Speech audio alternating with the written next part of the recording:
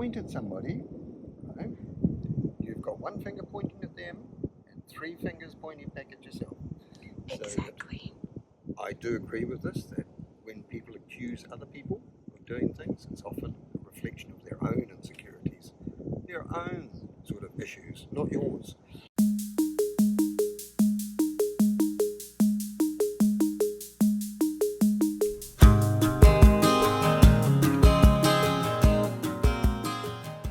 I met Kevin on Christmas 2025, completely by chance. A chain of unfortunate events, ones I now call fortunate, led me to their dinner table, and that night opened us to each other, almost magically. And it felt like meeting someone I had already known. Kevin moves through the world seeing beauty, even where others don't think to look. And somehow, just by being himself, he teaches you to do the same. That's why I feel lucky to be alive in the same time as him. Lucky our paths crossed. Some people become a reminder. Some people become a call. Better call Kevin. My name's Kevin. I've been very fortunate because just recently I met Ezgi and I've been quite interested in getting to know her. And vice versa, because stories, because I'm older I guess, and was born many years ago in the Waikato on a dairy farm. Grew up there with my parents. My mother was lovely, my father wasn't. Went to secondary school, eventually shifted to, got into photography. Do you like what you're doing?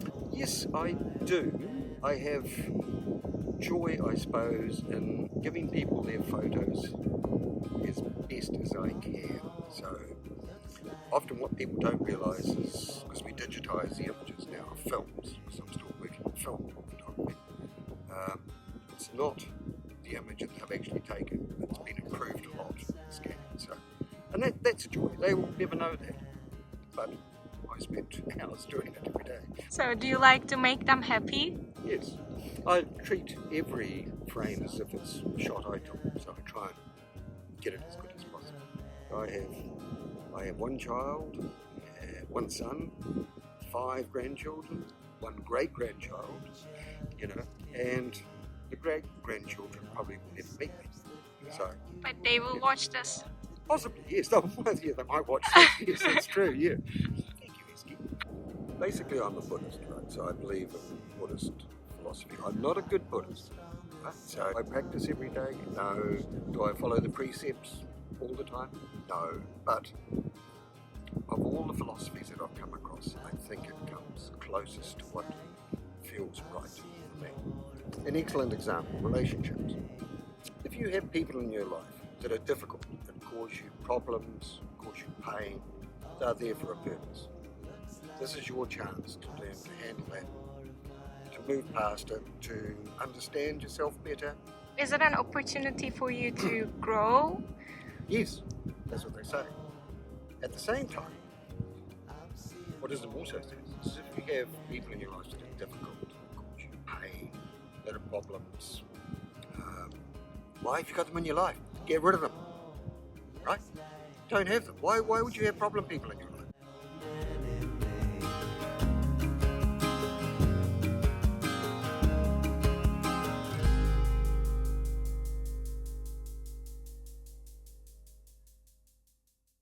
The other thing I like is that Buddhism, one of the strongest things that it says is that don't believe anything anybody tells you. You have to decide for yourself. You have to learn for yourself. It's no good listening to somebody else. This is where it differs from religions, right? Religions always say, this is the way. Believe in this. Believe in God. Whereas Buddhism will say, no, unless you find it out yourself and prove it for yourself, it's meaningless. You're just taking somebody else's word for it, and that's not the way. When you get up in the morning and make breakfast, you say, what should I eat? Do you ask other people? No, you make your own decisions. Other people's views are important, but essentially, you've got to decide about your own life for you. Because guess who's living your life? I watched a TV show called Fleabag, and there was this main character. She had a priest friend, and there was a talk between them she was like crying because she was very indecisive at a stage in her life, and she was saying that sometimes I want someone to tell me what to eat, what to wear, because I can't even decide on that. So what would you say about that? Like, I think at some points in life everybody needs that. You try and build people. You build their own self-esteem. Build a bit of wisdom. Or build the opportunities where people can grow. That's why I like, I always say relationships. A relationship should be better than the two individual parts. Otherwise, why are you there? If it's a drag or negative or manipulative, things like that. I don't like that, Love and happiness. Yeah. Something that can make you do wrong.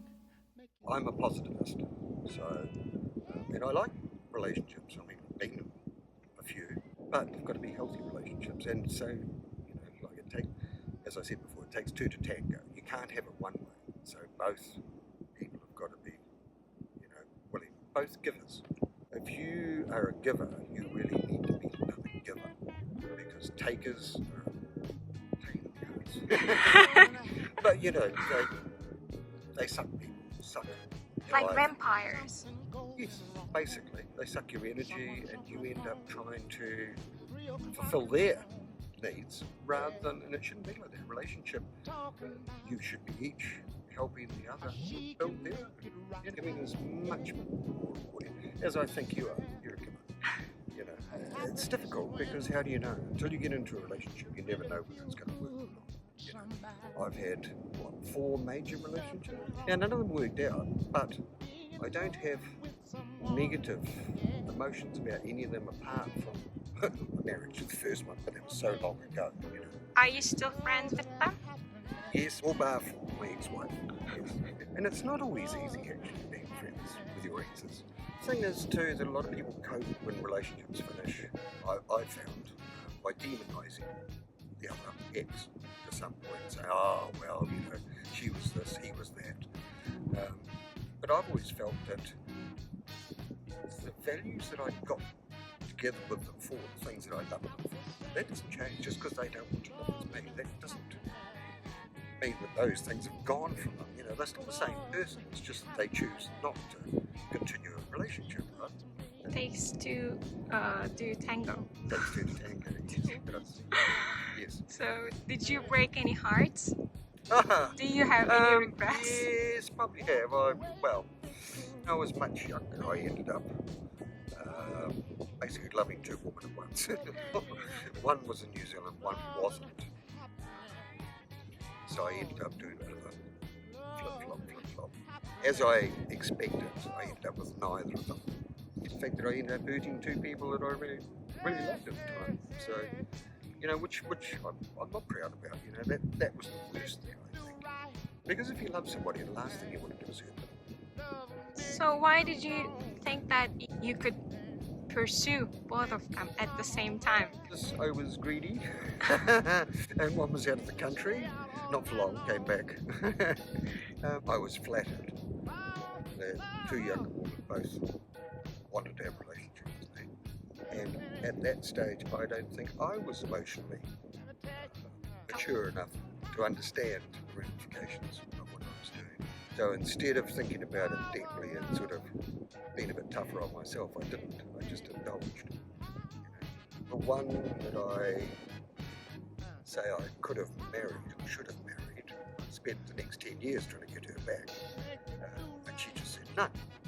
Fair enough. You lost your chance? Yeah, I lost my chance. And she said that to me. She said, no. You had your chance, you go on. And fair enough. I understand that. That's fair enough. Yeah, that's consequences, responsibilities, acting in certain ways. Don't be unethical. Don't act in an unethical way. What's ethical anyway? Being true to yourself. Being true to yourself. Yes. And But then, yourself has to have ethics to start with. So some people don't. And some people never think about it. It's got to be as much as possible honest about yourself. It doesn't mean picking yourself up, about not being perfect. And it doesn't, because a lot of people do. Love is You know, you might as well get a stick at it yourself. It's pointless, you know. But you've got to accept that, you know, you make mistakes. Have you made mistakes? I've done a lot of mistakes, and for a long time I wasn't able to forgive myself. But I think it's a skill to be able to forgive oneself. Otherwise, you can't move on, and Yeah. life sucks when You you can't do that. I think you need to be able to laugh at yourself, really. You know, laugh at your own ego. What you're saying is we should get over ourselves. Yes, always keep that in mind, yes. Yes. Are you that important? No, not really.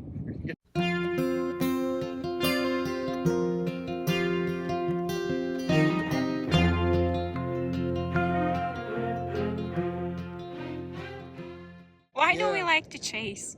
A lot of it, I think, is validation, because if you really like somebody, if you're really attracted to them, you're really hopeful that they're going to feel the same way about you, right?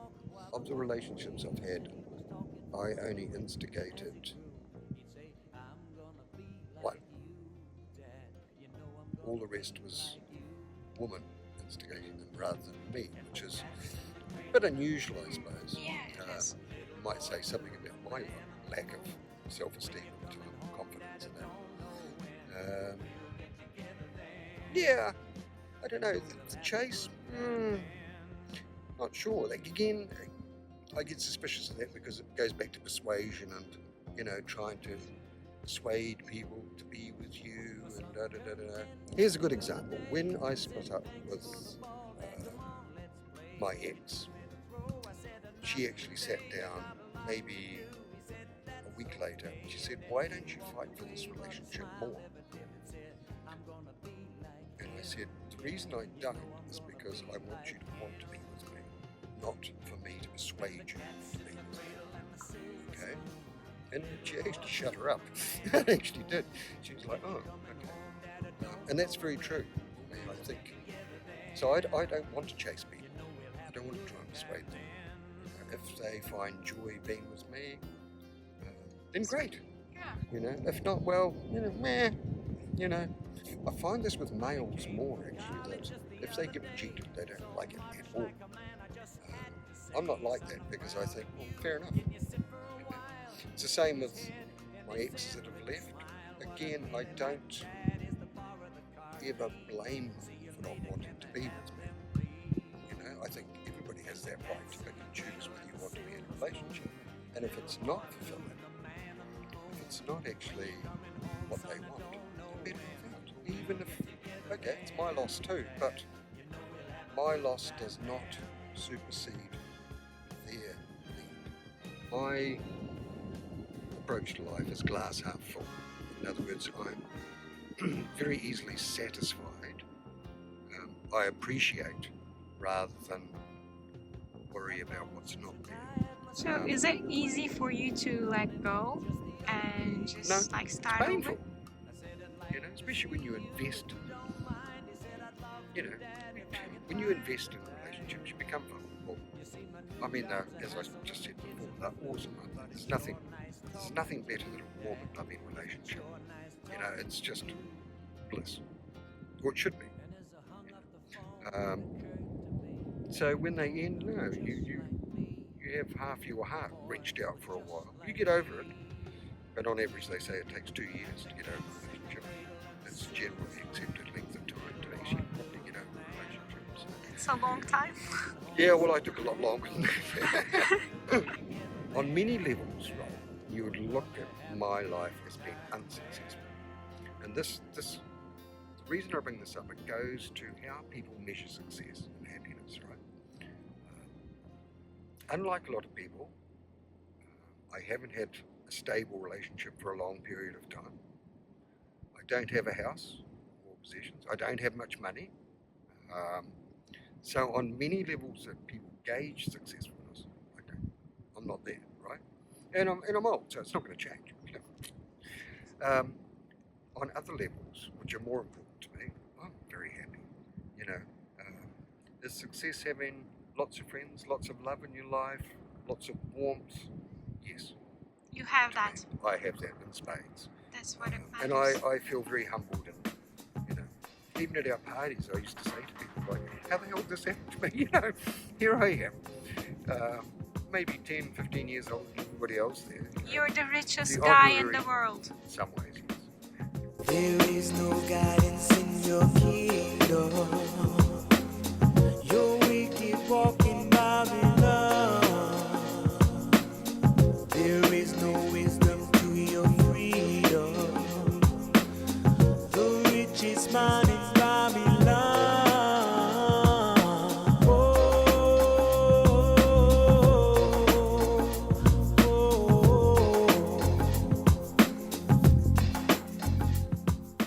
We met only a week ago, Yeah, I suppose so. actually. Was it a week? Yeah. Yes, when On Christmas night. it's time's infinite. Time is non-linear. Yeah, it's true. Do I feel uncomfortable about talking about anything? Probably. But then I talk too much.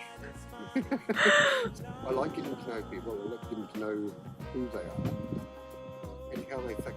It's more, like, you know, as I always say, it's not what they say, it's how they say it. So, opportunities come and go in life, and, you know, I think sometimes the hardest is actually long-term relationships because on average, so I read, people meet about, over their lifetimes, 3 people become partners. And that's brilliant, but if you're in a long-term relationship, that makes it hard. Like relationships change over time, love changes over time. If you fall in love with somebody, you're not, very rare that you're in love with them the same way 5 years later. You might love them very much, but in love, technically it's a form of insanity. Did you realise that when you're in love? Yeah. You're technically insane. You're because blind, you're insane. Everything flies out the window. And it's lovely. It's great. I wish more things would fly out the window, you know. Commitment. It's very important, you know. Doesn't always work, and I admire people that can stay in a relationship for a long time. I've never managed. But you tried. Yeah, that's right. And I don't regret any of it because, as I say, I've made some amazing friendships and relationships out of it. Still have them. You know, not the same way, but that's not necessarily. That's amazing. So, better call Kevin.